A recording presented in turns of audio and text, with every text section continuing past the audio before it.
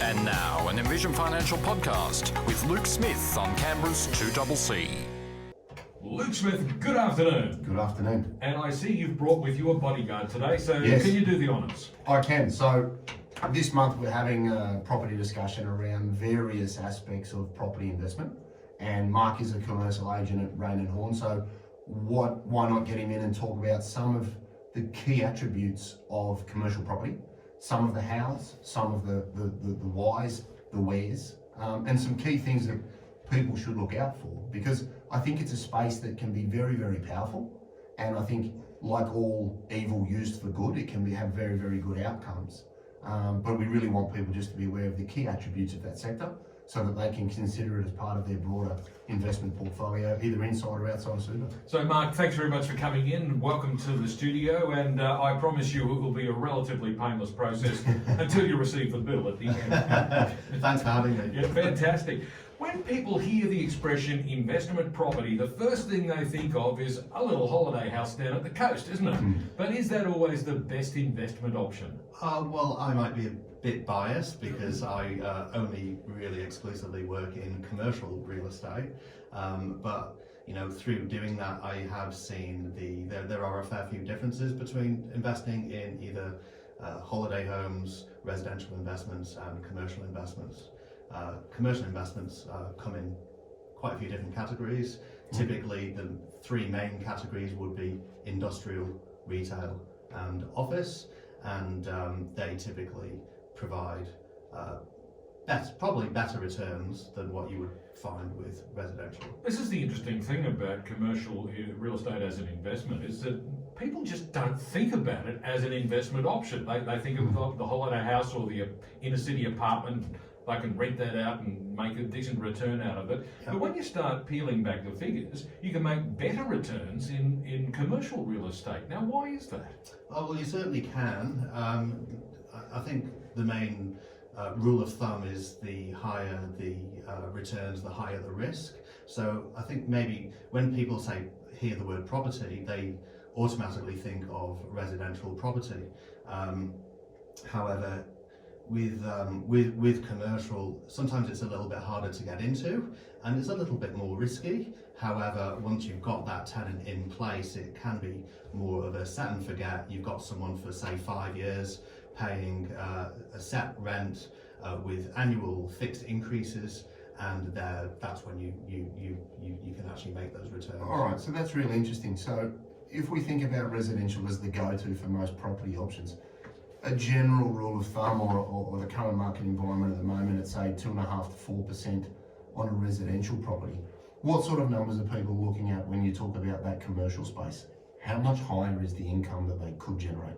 Oh, well, depending on the sector, the position, and the type of tenant and the type of lease, you could get anywhere between 5 to up to 10% return on a commercial property. Okay, so that's a significant increase. And then you also touched then on the ability to put the increases in annually. Is that something that goes into the contract for security in relation to the amount of rent people will pay over the term of their lease? Yeah, because typically with a commercial lease, it tends to be a lot longer than a residential lease. Right. Residential tenants, they don't know where they want to be living in 12 months' time, whereas an office tenant or a retailer, they're probably pumping in 100, 200, 300 grand into a fit out. They don't want to have the risk of being terminated after year one. So we would usually sign longer leases, usually minimum of 5-year leases. And you know, the economy changes within 5 years, so the rent has to increase in line with inflation. Okay, so when people are thinking about leasing a commercial space, you know, there are a number of sectors that you can purchase in that commercial space. You can have some industrial, you could buy a shop, for example. Westfield is obviously a great example of that. Most people go shopping and understand that. When it comes to buying a building, can they just put anything they want in that commercial space, or are there rules around what can and can't be used? Yeah, so you do have to be a bit careful if you're either leasing or buying a commercial property. You have to, obviously you've got a proposed use, whether you're a gym or a shop or a childcare centre. You have to make sure, especially in the ACT, that firstly you're looking in the right area. If you want to lease a workshop, for example, you'd have to be looking in those industrial zoned areas, Right. such as Fishwick, Hume, or Mitchell, and then each property in the ACT is Crown leasehold, so you also need to dive a little bit deeper and make sure that your proposed use is permitted by the Crown lease in its purpose clause. Okay, so that's really good for people to consider, that they can't just go out to Mitchell, for example, buy a factory and then set up a doctor's clinic. There are specific rules around how that building is zoned for its use, and you need to make sure that if you are in that medical space, then you are buying something that is zoned appropriately going forwards. Without a doubt, yeah. So my advice would be, if you are on the hunt for, like you say, a doctor's clinic, the first question you should ask the agent is, can I do health facility in this building? You could find the perfect building, the perfect size, got the right amount of car parks, all of that, but if the Crown lease doesn't permit health facility, there's a whole lot of hoops to jump through to be able to get that through. It's essentially a full DA. Right, and if somebody wants to buy something, when they buy a residential property, you pay stamp duty on the purchase, and in the retail space, they have first home buyers grants and some other concessions. Are there any really attractive concessions when it comes to buying commercial properties? Yeah, so with regards to tax on commercial property, there's two main things. There's stamp duty and there's GST. A few years ago, the ACT government brought out legislation where there's actually no stamp duty payable on commercial property in the ACT for up to 1.5 mil, and over the last 3 years that has increased up to 1.8 mil. So if you're in the market for an investment property, what we're finding is most people want to keep it under that $1.8 million mark, so there's no stamp duty. If you go and buy a commercial property for $1.8 million and a dollar, it's about 80 grand in stamp duty. Right, so there's something for people to consider. Yeah. Actually, while we're talking about the size of the investment, this is the other factor to consider with commercial investments. They come in all shapes and sizes, don't they? You might buy one single shop in a line of shops, which is really only a fairly small floor space area, and that might be at the much more affordable end of the scale, and then as the landlord owner you rent it out to whoever's going to operate the shop there, or you might buy an entire building for many millions of dollars and everything in between. Yeah. So the majority of inquiry that I get through from investors, that the price point is usually sub 1 mil because it's affordable, but what we do tend to find is that you'll get consortiums, a group of mates. You know, if you get 5 or 6 of your mates together, let's all buy a larger commercial property for 2 or 3 mil and all chip in, because that's going to give you a higher return than those smaller ones because there's less demand. However, if you all chip in, then you're going to get that same percentage of return between 7 or 8 of you. And I think that's a really good sort of segue into the structure of and the benefit of the commercial space, because it is a wonderful opportunity for people to be able to get into high quality assets with limited individual risk. And I think what you've just touched on there is a great way of illustrating to people that commercial is perceived as something that's for the wealthy or for the cashed up or for the people with amazing cash flow. And to a large extent, yes, that's true. But I think commercial is a wonderful way for people to get together and get 5 or 6 different mates together, and you put in a couple of hundred each, as opposed to a couple of million each, and then share the risk collectively across your investor group, which I say could be a professional setup, could be 6 mates sitting around the dinner table. That then also allows people to use commercial in the self-managed super fund space. So I see a lot where the self-employed person will own their factory, and there are special considerations in the legislation under the SIS Act that governs the super world that allows you to purchase commercial space with different rules and regs to residential. So again, I think it's something that people need to keep in mind, that you don't have to have a huge amount of capital to start this. You can actually get into it with much lower entry point. And the other point on that question, of course, of how big your investment is whether or not you're financing your investment. If you're looking for a loan to buy a commercial property, is that different from looking for a loan to buy a residential property? Good question, and yes, the answer is yes. So typically, with residential investments, we all know that you could buy a house, go to the bank, and they will lend you 90, maybe 95% of the value. So you're only coughing up a 5% or 10% deposit. The loan terms are usually around 25, 30 years as well, and you may get more of a competitive interest rate as well. Maybe we shouldn't dive into that in this current environment, but one thing you would have to remember as a commercial investor, that it is deemed as higher risk because there's longer vacancy periods and higher leasing up costs. So banks would tend to require maybe 20 or 30% deposit, and a shorter loan period, such as 15 years. So you're buying a property for $1 million.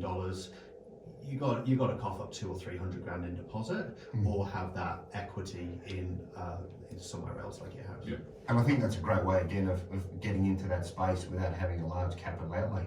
You could get a group of people together and limit your individual risk, because the bank's not going to give you as much leverage as you would with a residential property. But if you can get into something like that and have a 6, 7, 8% yield, you've got a greater capacity to service the interest cost that you're borrowing, which again, when you're looking at a broader investment opportunity, you're always considering the rate of return, which is the yield, and then how can I service the debt? And that could be inside or outside of the super fund. So we just want people to remember that the misconception that commercial is just for the big end of town really isn't so, and it's something that people could really benefit from. The other big difference between commercial and residential that we haven't touched on yet is that with commercial real estate, generally the tenant is the one paying the outgoings, whereas in residential that's not necessarily the case. You can structure a commercial lease in many different ways. There's a few ways to skin a cat. You can have a gross lease or a net lease. Gross lease where you would charge probably a higher rent, and the landlord pays the outgoings, such as the rates and the water and sewage supply charge, and if it's a strata property, the body corporate. We are probably seeing a few more leases going net, which is a slightly lower rent. However, those outgoings are recovered from the tenant as well. Okay, so you can structure something depending on the agreement that you have, and that's considered your terms, and that's what you can take to your tenant. Who draws that sort of stuff up? Well, we would agree, being the agent, we would agree the heads of terms between the landlord and the tenant. We would always try and push for net leases, because rates are going higher and higher every year. So if somebody gets some increased rates the following year, at least we can slide that over to the tenant. But once those heads of agreements are in place, it would be a property lawyer that would draft that. It's 11 minutes to 5 on 2CC, and Luke Smith from Envision Financial is with me in the studio today. We have special guest Mark Nicholls from Raine Horne Commercial. We're talking about commercial property investments today. Back with more in just a moment.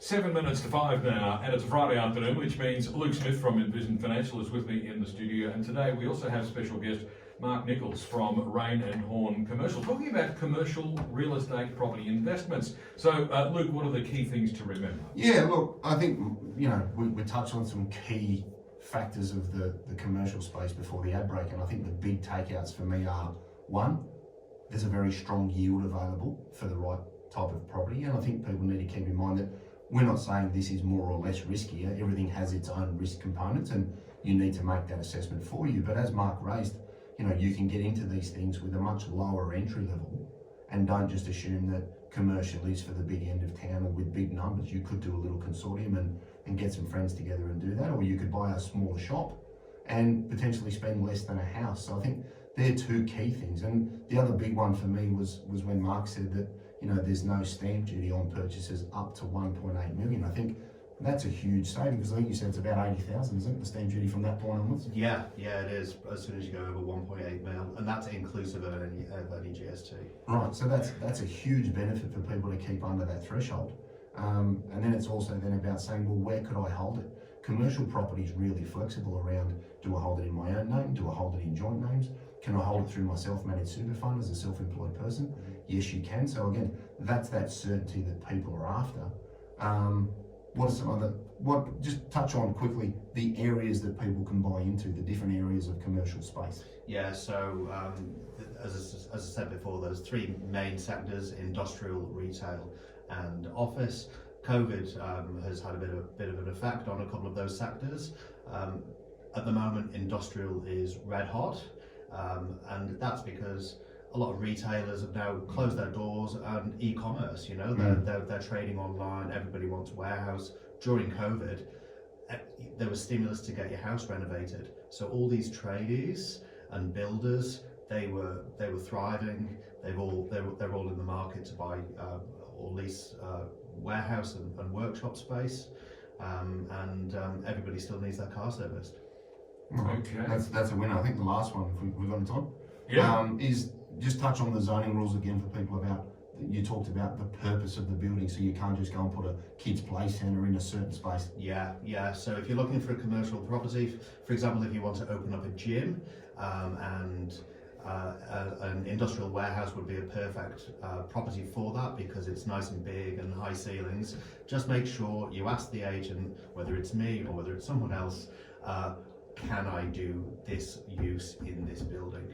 Right, okay, so there's a little tip. Don't just assume that because there's lots of space and a big roof, you can go and put 15 doctors in the middle of Mitchell, because you may not meet the zoning requirements. So, Exactly, there's always rules. And car parking. Yes. Oh yeah, car parking. Don't get me started on car parking. we'll be here all day. that's a topic for another whole show. It certainly is. Okay, Luke, where can listeners get more information? Yeah, so office number 62604749. We've got envisionfinancial.com.au. That's Envision with an E. We've got all of the podcasts at the Strategy Stacker. Luke Talks Money on iTunes and Spotify. And as my daughter says, it's on the Tiki Toker. The handle there is the Strategy Stacker, and it's obviously all in the book Smart Money Strategy, Your Ultimate Guide to Financial Planning, available in all good bookstores. Mark, if people want to reach out, how can they get in touch with you, mate? I'm plastered all over the internet. Just drive around everywhere. You'll see my signboards everywhere. But my business is Raine Horne Commercial, rhcommercial.com.au. You can call me on my mobile 0417 239 551, and we're on Instagram, Facebook, LinkedIn, all those usual portals. Beautiful. And you've got an actual office in Dixon. Yeah, our office is in Dixon at the moment, and that's it's very convenient place for us. We live out in Sutton, Wombourne, but it's nice and central for us to get in the car and get around town. Fantastic stuff. So thanks very much, Mark. Thanks for coming in today. Thank you very much. And Luke Smith from Envision Financial. We'll catch you again next Friday. We will. Indeed. Luke Smith from Envision Financial and Mark Nicholls from Raine Horne Commercial Real Estate.